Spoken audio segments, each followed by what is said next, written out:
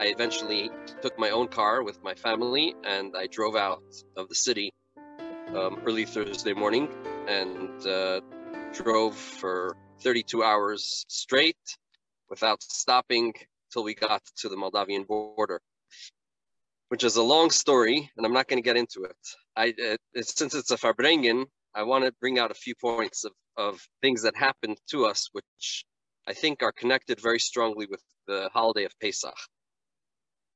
For starters, nobody should ever have this feeling, but when you have to pack up your car with your kids and you have a choice of taking a couple of things, because not everybody, you can't fit everything in the car. The whole house doesn't go into the car. And we have to take along extra gasoline because we don't know if there's going to be gas along the road. So your baggage is limited, and you have to decide what's the important things in life. What do you really need, and what are you going to take with you? You have no idea when you're coming back, or if you're coming back, and if the house is going to be there when you come back.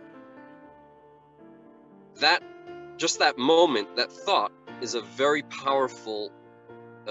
It's a very powerful moment. I thank God I never felt that way ever before, and I hope I never have to ever after. But to think about that for a moment and think, what are the real important things in my life that I need, that I cannot go without?